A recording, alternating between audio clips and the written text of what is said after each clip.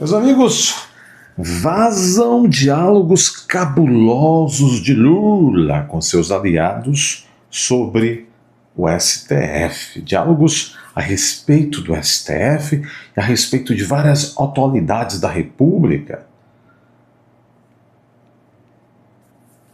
Vocês vão ficar de queixo caído. Recordar é viver. Ainda hoje, se tivéssemos vergonha, esses diálogos seriam suficientes para o Cachaucho a sequer tentar a tal da reeleição. Vamos ouvir. Nós vamos agora exibir outros trechos das gravações de telefonemas do ex-presidente Lula para diversos interlocutores, e muitos são ministros. Numa dessas ligações, o ex-presidente Lula pede ao ministro da Fazenda, Nelson Barbosa, que acompanhe o trabalho da Polícia e da Receita Federal no Instituto Lula. Deixa entender que a ação foi exagerada.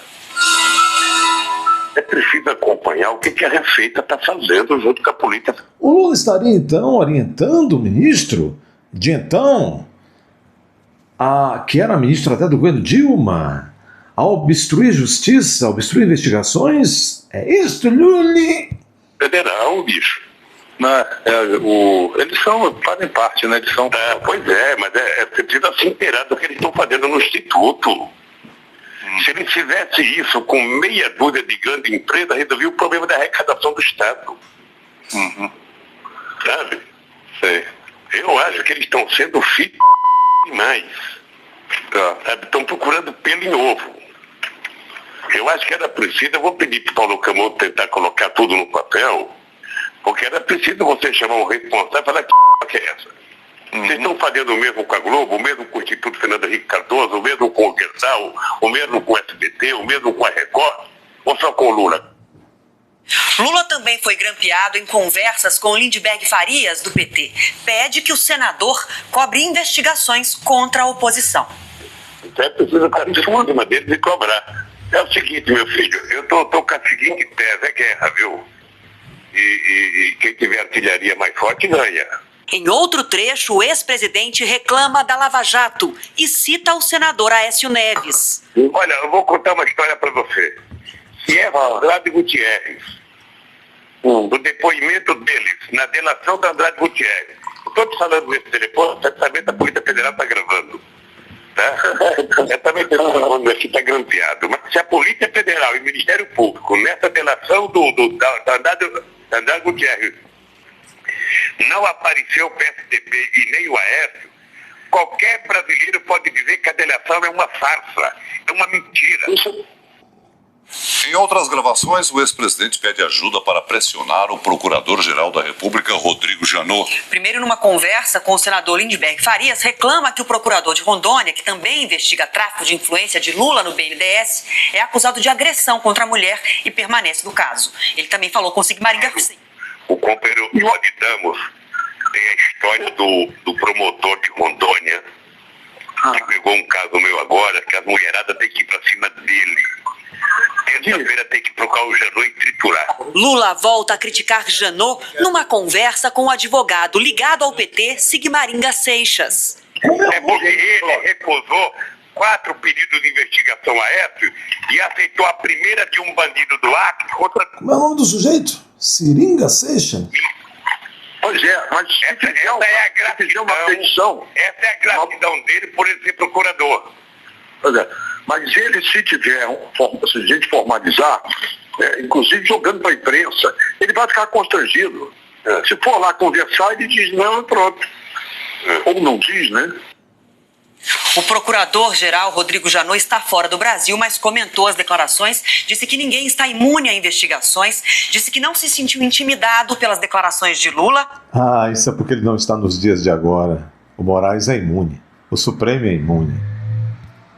E disse, abre aspas, o Ministério Público tem couro grosso, fecha aspas. Vamos agora a outros trechos gravados pela Polícia Federal dos telefonemas de Lula. Nossa, como o Ministério Público tem couro grosso. A gente está vendo o Paulo Gonetti como é que ele age.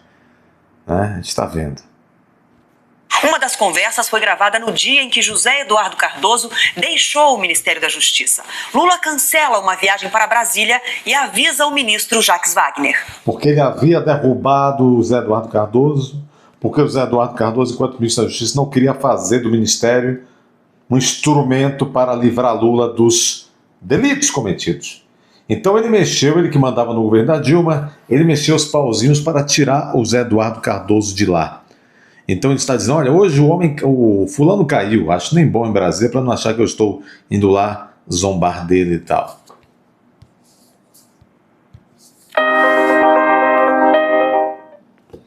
Esse é o Lully. Esse é o Lully. Bem, ô Galego, deixa eu te dizer uma coisa. Eu estava pensando que não era o caso de eu não ir a Brasília hoje.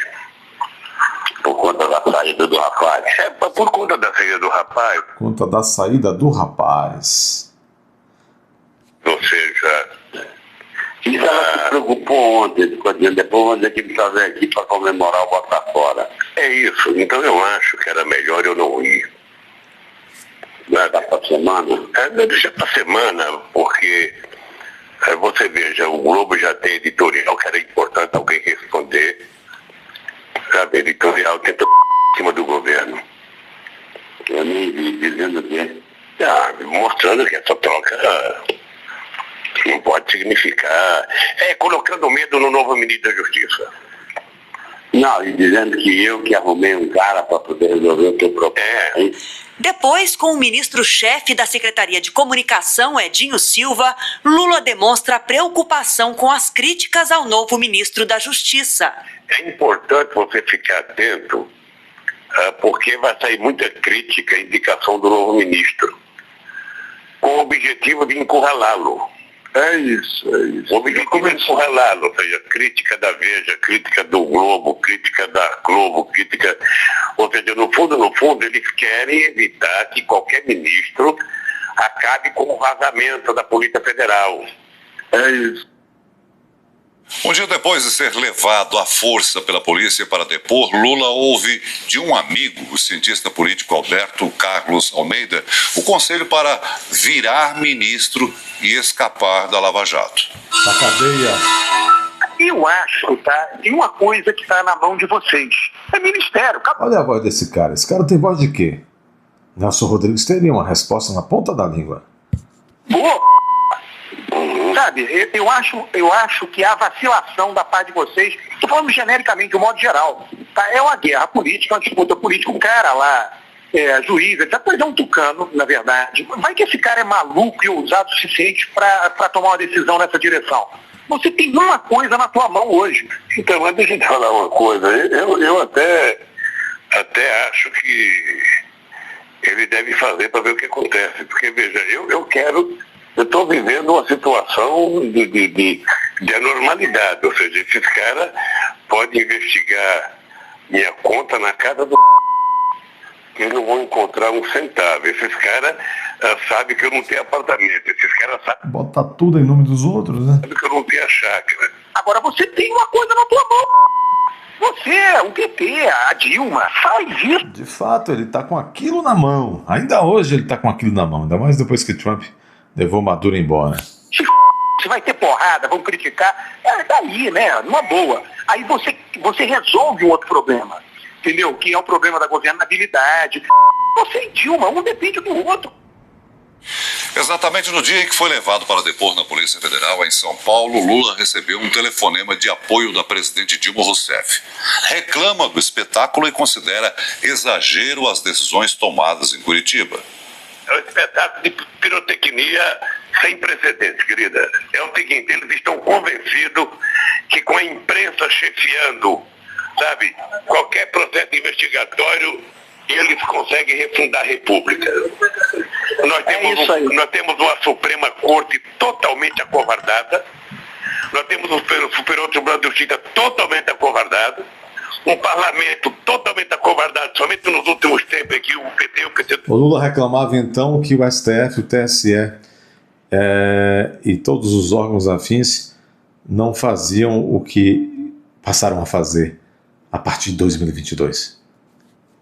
Aliás, cumpriram bem a missão, resgataram de dentro da cadeia em Curitiba e o colocaram, com todas as ajudas inimagináveis até, de volta na cadeira. presidencial. Do bem começaram a acordar e começaram a brigar. Nós temos um presidente da Câmara, um presidente do Senado, não sei quantos parlamentares ameaçados, sabe? E fica todo mundo no compasso de que vai acontecer um milagre e vai todo mundo se salvar. Eu sinceramente, estou assustado com a República de Curitiba. Porque a partir de um juiz da primeira instância, tudo pode acontecer nesse país. O juiz Celso de Mello, do Supremo Tribunal Federal, respondeu às declarações do ex-presidente Lula. Esse insulto ao Poder Judiciário, além de absolutamente inaceitável e passível da mais veemente repulsa por parte desta Corte Suprema, traduz, no presente contexto da profunda crise moral que envolve os altos escalões da República, uma reação... Nossa, né, Celso de Mello? E o que dizer do que acontece hoje? Piorou tanto. Ele vai chamar Lula de mente autoritária e arrogante. Entretanto, em 2022, ele apoiou Lula. E ainda hoje ele está apoiando Lula. Ele já esqueceu que Lula tem uma mente, segundo ele, autoritária e arrogante. E que insultou os poderes nesse áudio que nós acabamos de ver. A esquerda tem um duplo pensamento. Quem já leu aí 1984? E esse Celso de Mello é um extremo esquerdista. Sempre foi. Já esqueceu quem é Lula, né? Torpe e indigna. Olha. Típica de mentes autocráticas e arrogantes. Olha. Spaten. Aí acertou. Está a se falar assim de um autocrata. Radicalíssimo. Deixe seu like, inscreva-se. Vamos, inscreva-se. Confira a sua inscrição porque vocês já sabem o que está acontecendo. Comente, compartilhe. Se aparecer aí o botão hypar, clique para esse vídeo chegar a mais pessoas. Vamos lá. Hoje é o dia de você ir até a aba Seja Membro e se tornar membro deste canal. Vocês sabem, são nos momentos difíceis que nós sabemos quem é quem.